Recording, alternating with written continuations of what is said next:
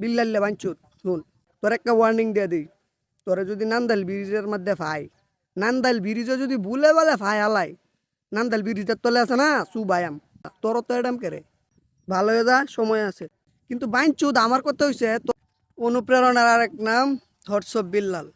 তোরে দুইটা কথা কই, শুধু মুহে বড় কথা কইয়াম, মাইন্ডে নিবি না। আর মাইন্ডে লাগলে কিছু করার নাই, কারণ আমি এমনিতে কথা কইতাম চাইছিলাম না, কিন্তু ইদানিং যে অবস্থা দেখতাছি কথা না কইলে না হয়।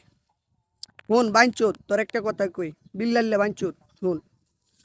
তুই তোর ভিডিও আমি আগে দেখতাম, ভাল লাগতো সন্ধে সন্ধে ভিডিও বানাইতে, পাশাপাশি এই যে পোস্ট করতে যে ফেসবুকে, যে এই ছবির ইনকাম একজনকে দিয়ে দেবো, এই ছবির ইনকাম আরেকজনকে দিয়ে দেবো, হ্যাঁ এগুলা খুব ভালো লাগতো, দান করতে মানবতার ফেরিওয়ালা, এগুলো খুব ভালো লাগতো।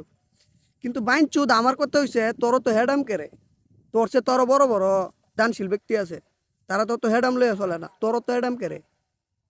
তোর একটা ওয়ার্নিং দিয়ে দিই, তোরে যদি নান্দাইল ব্রিজের মধ্যে ফাই, নান্দাইল ব্রিজে যদি ভুলে বলে ফাই হালাই, নান্দাইল ব্রিজের তলে আছে না সুবায়াম, বাইনচুদের বাচ্চা, মাথার ত্রাইস। দান কর, তুই যে টাকা দান করস এগুলো আমরার পক্ষে সামর্থ্য আমরার কুলায় না, এরপরেও তুই যে দান করস ভাল লাগে। কিন্তু কত হয়েছে তুই আরেকবার আরেকের গমার, নিজে দান কর। কত হ্যাডাম লইয়া চললে বেশি দিন টিকতে না অনলাইন জগতে, ঠিক আছে? ভালো হয়ে যা, সময় আছে। শুধু মুহে বড় কথা কইছি, সবাই ক্ষমার দৃষ্টিতে দেখবেন। আর বিল্লাল্লারে ফাইলে আমি আসলেই চুবাইয়াম।